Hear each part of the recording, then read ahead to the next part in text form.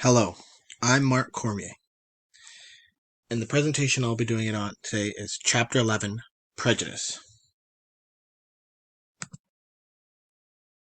The article I will be doing it on is Implicit and Explicit Racial Attitudes Changed During the Black Lives Matter.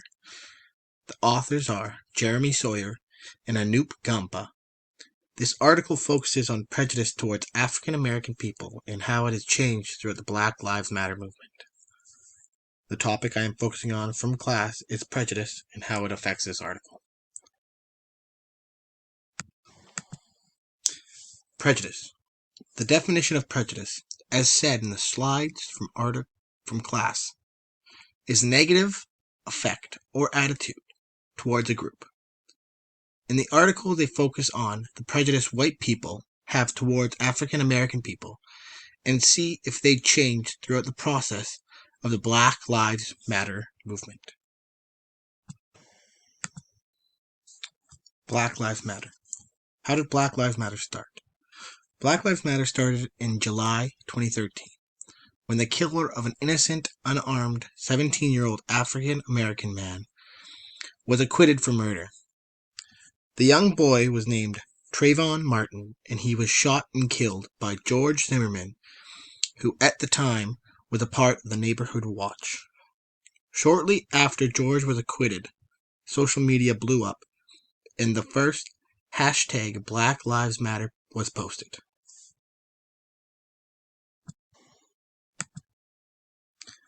The study.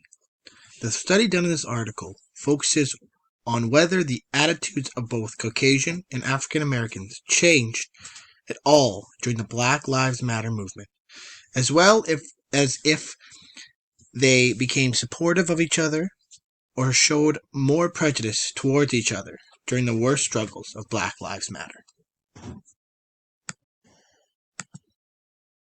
Implicit and explicit biases. People can have implicit, unknown biases about certain social and racial groups without explicitly knowing they have these biases against them.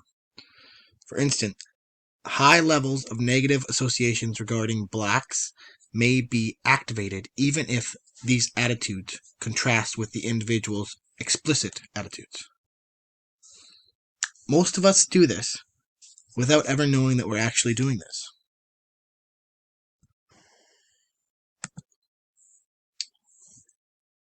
What they did in the study.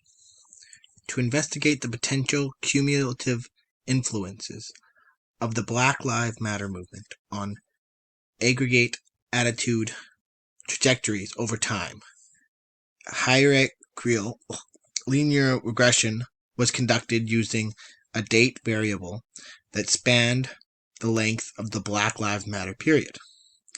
This hierarchical regression was conducted using the same methodology used in previous social analysis and implicit and explicit attitudes.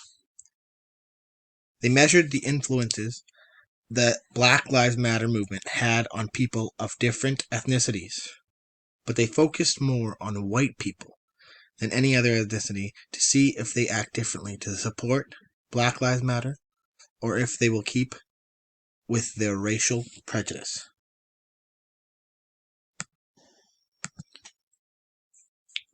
Research participants.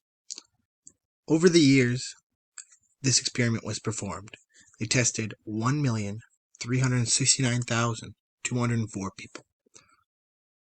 A majority of these people were white, the amount being 1,179,805, and only 189,399 were black.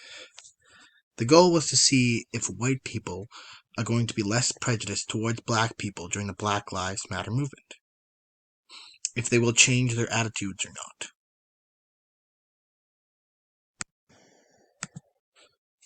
Who are these participants? Participants were anyone who went to Project Implicit's website. Race IAT would have to have been selected between the dates of January 1st, 2009 and June 30th, 2016. They didn't rig the system, however. Whoever took the test between these years are who participated in the study. More white people than black people participated because of this. The participants went through a series of IAT sessions and attitude measures with some very specific demographic questions. Only black and white participants were included in the main analysis, which is 81% of the total participants, because they are the group directly referenced by the AIT race task, and because categories of white and blacks have been the primary axis of racism in the United States from slavery to Jim Crow to modern mass incarceration. Dependent and independent variable. The independent variable is the number of people going to Project Implicit website and taking the race AIT test between the dates of January 1st, 2009 and June 30th, 2016.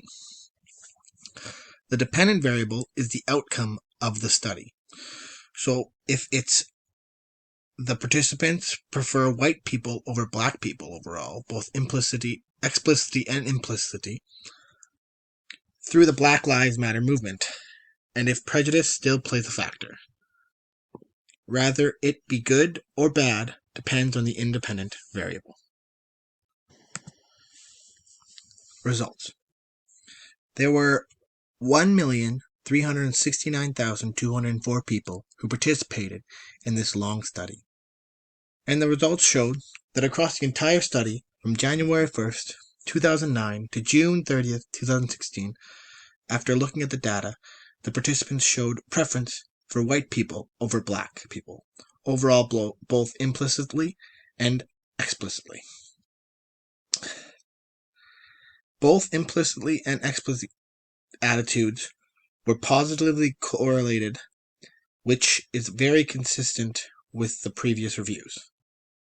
This also proves that there is still a prejudice here. Other results. Even though the study showed that participants favored white people over black people overall, there was some light that came out of this study. It was said that even though they preferred white people in the study, overall implicit attitudes were less pro-white during the Black Lives Movement than pre-Black Lives Movement. They also became increasingly less pro-white across the entire Black Lives Matter movement, and were even less pro-white during the periods of high Black Lives Matter struggle. Considering changes in implicit attitudes by participant race, white became less implicitly pro-white in general during Black Lives Matter.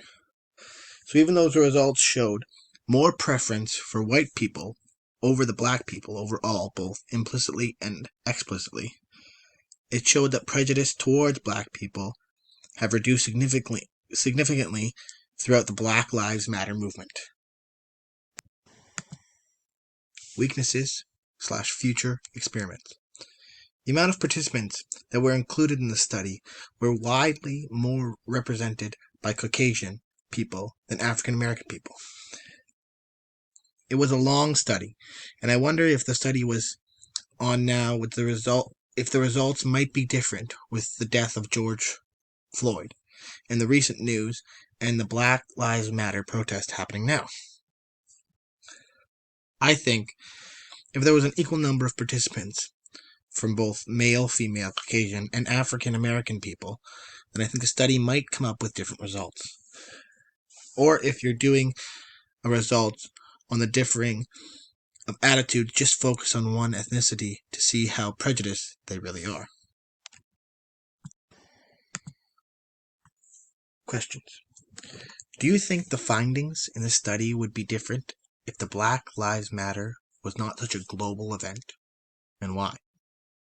Do you think the results would be different if the same amount of African American and Caucasian people participated in the study? Why? How much do you think the results would fluctuate if the participants were all Caucasian people? Why? Thank you for watching my presentation, and have a wonderful day.